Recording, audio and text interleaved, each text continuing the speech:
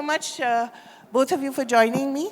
I want to start with you, Ruchi, because no one knows this data perhaps better than you. LinkedIn is where we all go to apply for jobs and look for better ones. What really are the jobs currently that people are looking for? Thank you, and thank you for the opportunity. Good to be here and share, some of my views representing LinkedIn. So, to answer your question, let me just set a broader stage first in terms of where we are. As per the World Economic Forum data, there was a report which was Future of Jobs that was released mid last year in conjunction with LinkedIn data, because today LinkedIn has over 1 billion members globally, and we have updates on the platform that we have 5 million updates per minute. So basis that, we've been able to kind of see what that report really says is that globally, over the next 5 years, 1/4 of all jobs will be disrupted or changed. What essentially that means is we will see there will be twin transitions that will be behind these changes, which means one is, of course, technology, the rise of AI, and the other is green transition. So these two primarily will really make a lot of change. So 63 million new jobs will be created, 69 million new jobs will be created, and 83 million jobs will get disrupted. So while there will be a net... When you say disrupted, it's a polite word for... It's a polite word. For erosion. But it also means, when you say disrupted, why I'm saying disrupted is, it means that the jobs will change. And I can probably explain that a little more. When we say, jobs are going or jobs are changing, it's more about if we look at each job today as a collection of skills. If we look at it as skills and tasks, there will be certain tasks that will be more prone to automation and that will evolve. So that means that we will see every job and almost all jobs are going to be impacted for sure in some way or form, but the degree would be different. So broadly, while we are saying that there are new jobs also being created over the next 5 years, there will be jobs that will be disrupted. And essentially what this is taking us to, from 2015 till today, in India, now let me come to India specific, we've seen a 30% shift in skills for all jobs. And this is slated to go up to 65% by 2030. What does that mean? What do you mean? So what does that mean is, if you see any one job description, let's say on LinkedIn, if there were 10 skills required to be successful in that job, 2 or 3 kept changing every time. Now we will see 5, 6, 7. And as an example, let's say if there's a role of a sales manager or a client-facing executive, what was required earlier, yes, those skills are there. You need good communication, good presentation skills to be able to have good conversations and understand. But how about having negotiation skills to be able to do that while you're doing a conversation virtually? How do you kind of, engage with your customers in a way where you're not meeting them face to face? So examples of these, as well as examples of being able to, can I use AI or any other tools in a better way to do better research, right? So even it's about how does every role impact and change. Similarly, one is automation, the other is green transition I spoke about. If we think about it, the maximum new jobs in the coming few years, I'm talking slightly long term, green transition, which is green skills that are going to be required, because every country has aggressive net zero goals. Every role, so even for example an accountant's role, will an accountant have green skills? What does that green skills mean? Do I have skills to be able to look at, calculate sustainability when I look at accounts? So different roles will have more skills that will be added. That's what I mean by 65% skills will change. And that's where we're seeing. But I want to just end, my response on this is, with all of this rise, what is coming up more importantly is the importance of human skills, is the importance of soft skills. More and more, what recruiters across the world and in India are looking for, they're looking for candidates who have a willingness to learn, adapt and grow. Obviously, problem solving, creative thinking, all those things will come in. But broadly, I think learning now is no more an option, it's an imperative. And lifelong learning at that. So, that's often said, Ruchi, I just want to take that forward a bit. It's often said, but how exactly is it implemented, when we hear of soft skills, I mean, at the end of the day, there's an exam, there's an interview. Yeah. The interview techniques are still as dated as the people who conduct them. So when a student is told, okay, you have to learn these soft skills, what does it mean in terms of how he or she prepares for an interview and he or she prepares for that job? Yeah. So firstly, I'll also say that we are seeing a shift in the way hiring is also being done. And But less so than it ought to be, right? moving in that direction. And if I at least look at LinkedIn data, we talk about this whole skills first mindset. On recruiters in India on LinkedIn, over 50% recruiters use a skills first approach, and I can qualify that over global. Global is also moving in that direction. It's in the range of 35 to 40%. When I say that, what does that mean is, and how can a student be ready for this is essentially when you're actually preparing your profile or even preparing for an interview, what you essentially will need to highlight is whatever experiences you've had, either as a student leader, placement cell coordinator, or any in the sports, you've been in the sports team, what are the skills from there that you have learned which can be applied anywhere else, and highlight those. Typically, if you see for a fresher, a they CV usually would be begin just with the degrees. I've done my graduation, Yeah, post-graduation, and I've this is my 10th, 12th marks and graduation marks. Yes, that is there because that's what we also look at. But more and more, what recruiters today are looking for is your experiences that you've had even as a student. What skills have come to the surface? So basically asking them to flip their bios. Flip that, because things like, for example, I while being the team leader or a football coach or whatever in the team, I've looked at conflict management. Right. I've been able to manage different ways to approach or create the team spirit, because or today be collaborative, which is such a big which skill. is very, very important today, because when you enter the workforce, for students, when you enter the workforce, you're going to be working in a very mixed environment. It's going to be hybrid. You will be working with people who you're not used to seeing in office every day. But you still need to get a lot more work done and get greater results. So that's where the skills aspect comes in terms of how do you highlight those and build towards those with various experiences and exposures. Yeah, so we'll come to the jobs of the next 5 years later. But Divya, I want to bring this up to you because you've started this I Am the Leader program in Tamil Nadu. And you're in a way preparing the youngsters of today and saying you have to inculcate leadership skills within you so that you can be the leaders of tomorrow. Talk a little bit about this and why the government is doing so. Good morning, and thank you so much for this opportunity. I agree with Ruchi in the fact that she said that adaptability skills is one thing that the industry is looking at.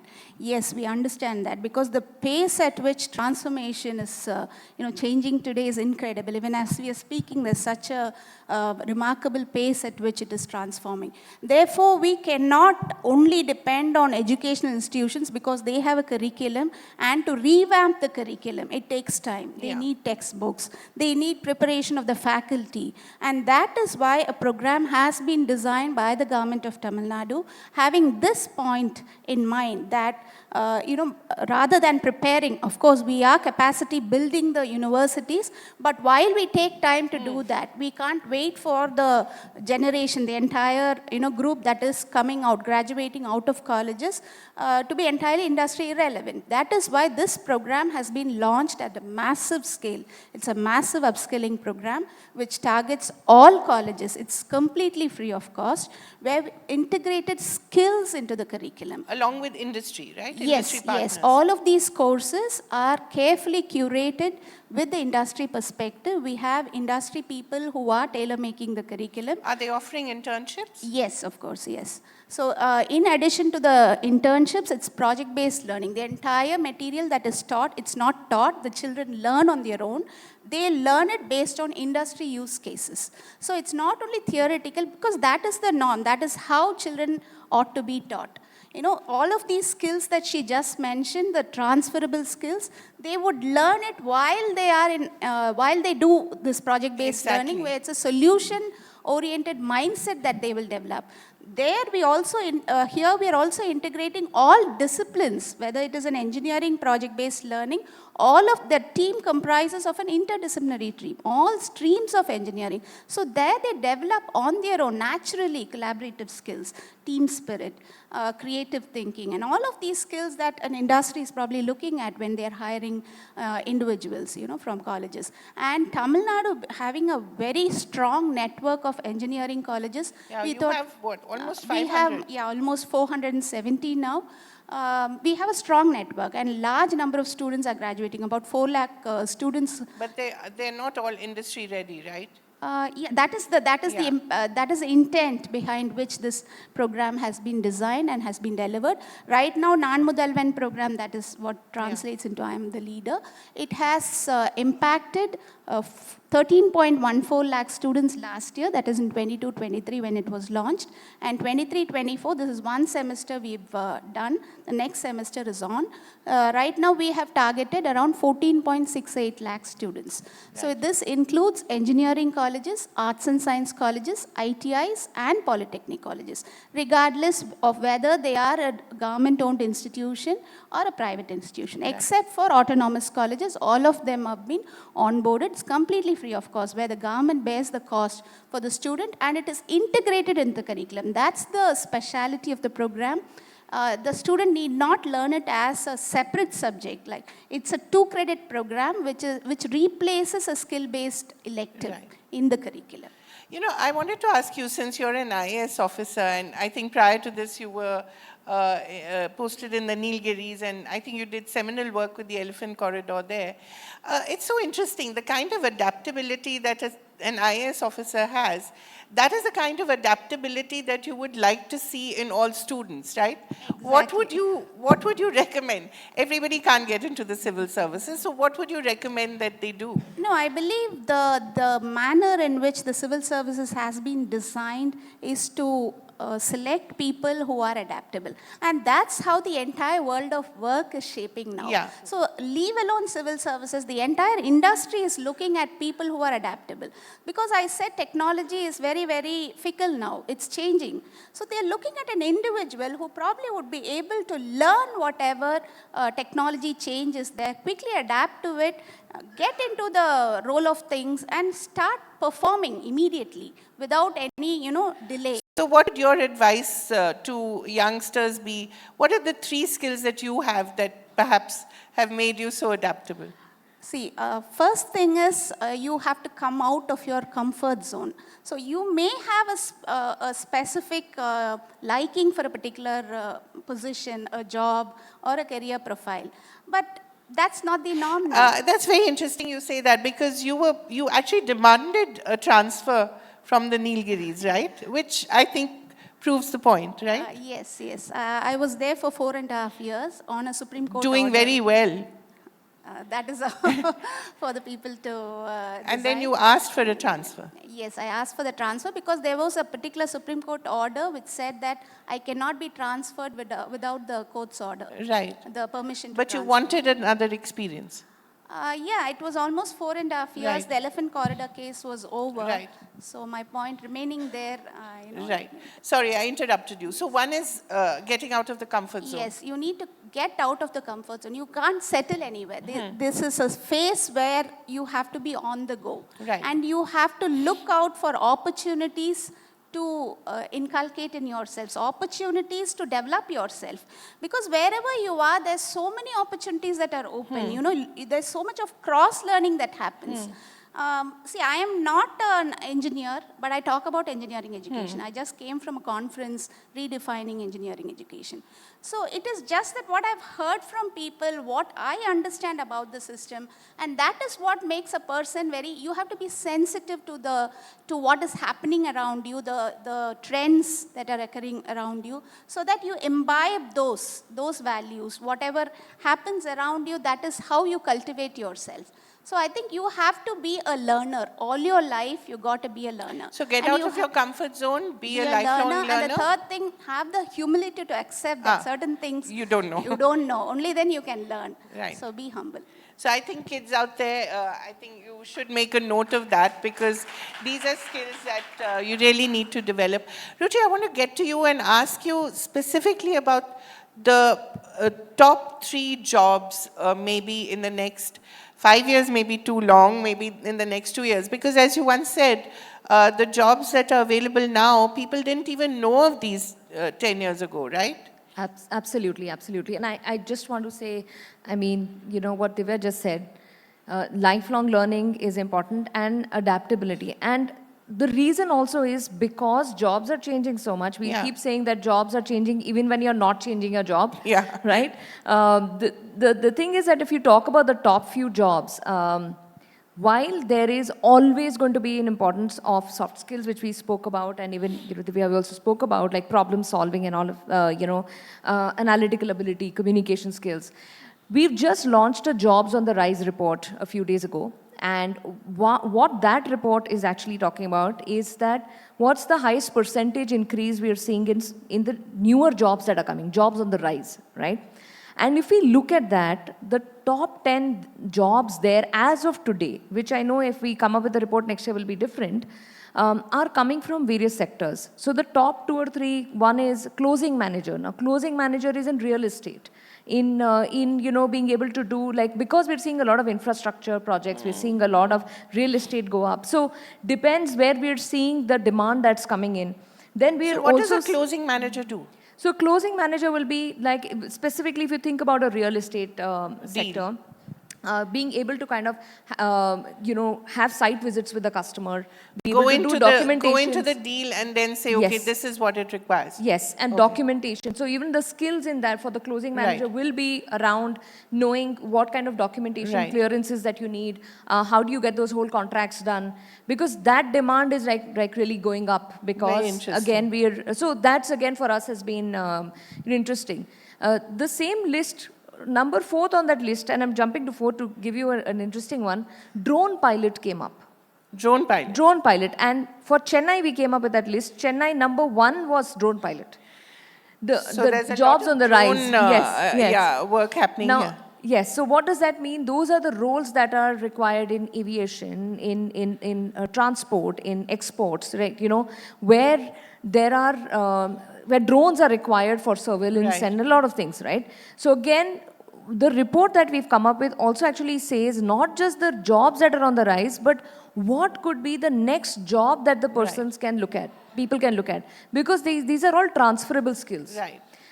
Then the other 2 or 3 that we saw is again content and social media, as well as marketing specialists. Then of course in HR operations. So by content specialists, you mean everyone has to be an Ori? I mean, I'll reserve my comments on that, because it's very difficult to wrap my head around how he's the rise of Ori. But all said and done, idea being that how well do you communicate? You're able to kind of present, even if it's you're working in an organization and you're looking at engaging customers or prospects, which are, let's say, in some other part of the world. How well are you being able to package that information? So, of course, marketing specialists in that way, having good knowledge of social media. So all those skills are something that are coming up. So if it's difficult to say one job for everyone, but it's like there are jobs in that list which are for every function. Please put it out there so that all of us can read it. Yes, we have the link. I don't know. I'll see if the best way to kind of share that. Yeah. But there are these kind of roles that we are seeing. But having said that, I think the importance of for students to think about importance of soft skills and always be learning. So I think to add to all the work that Divya ma'am, you actually just spoken about at LinkedIn as a platform. Also, what we've been doing, we have LinkedIn Learning, 21,000 courses. Is India the largest customer for LinkedIn? India, our largest member base. So we are after the US, we are 117 million members in India now. And how many for the US?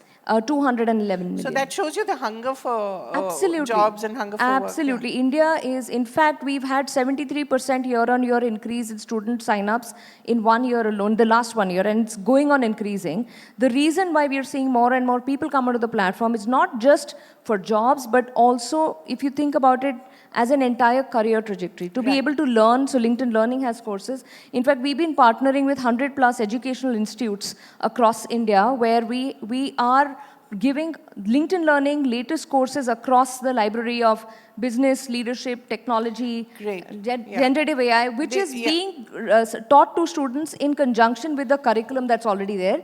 To ma'am's point, it's all about how do you make them employable, right? To make them ready for the workforce. Right. So those are the kind of, I mean, and that's why it's not just when you're learning, when you're getting a job, but let me tell you, even I am constantly on LinkedIn Learning because I need to constantly upskill whatever is coming in and the flow of work. I hope it's not too expensive. It's not very expensive. Okay. What is your definition of not too expensive? How much does it cost to be on LinkedIn Learning? Well, if we go through, I mean, we have various, I mean, there are various ways to go through it, either if you have a LinkedIn Premium account or most importantly, if you are able to actually get that access through your college. So there are ways in which we can do that. So maybe a shout out to colleges to maybe put their kids on. We've already been working with quite a few. Divya, last question to you really is, so you have this program, it's preparing students for the future, but where are the jobs? Yeah, see, we are not stopping with only skilling the students. We are ensuring that they get the proper job placements. We are also in tie-up with LinkedIn. Almost 5 lakh students have been onboarded on the LinkedIn platform through the Nan Mudalvan program. So here we are also looking at jobs. While we say that we are looking on the part of the government, what government is doing is we are actively collaborating with the Industries Department, Guidance Bureau, MSME. And because all apprenticeships do not necessarily translate into jobs. Yes, yes. So we are collating the requirements of the industries at the government level and we are organizing pooled placement fairs at colleges, both engineering colleges and arts and science colleges. Only last year, we've placed around 1.19 lakh 1,19,000 students in campuses. We have the data with us. And this year we're planning, because there's a IT hiring freeze this year. They are hiring in very small numbers. So many job losses. So we're targeting GCCs. We're targeting the rest of the sectors like retail, FMCG, and marketing positions, sales and marketing positions for arts and science grads and product design for engineering.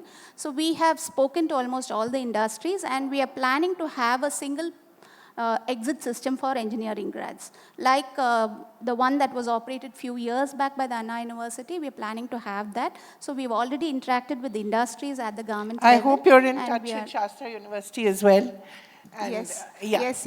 We are partnering with Shastra also in utilizing centers of excellence for training. So we almost collaborate with all the centers of excellence, both in academic institutions and in industries. Whatever infrastructure, we do not want to create any infrastructure. We have adequate infrastructure.